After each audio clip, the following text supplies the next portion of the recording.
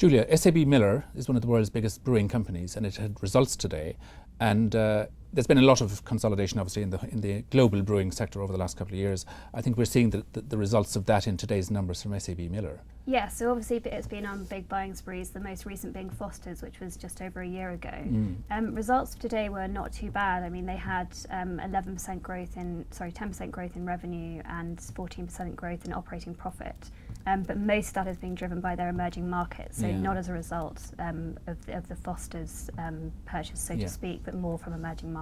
I wonder whether it's possible for these very large breweries now to generate organic growth, having done all these acquisitions. I think it's going to be, that's I think the challenge for them from here on is can they grow organically? Yes, and SAB Miller is proving that they can within their emerging markets. So they have had organic growth both in Latin America in particular, but there was a little bit of sign of that coming off in the fourth quarter, especially in Colombia, which is a big driver of that growth.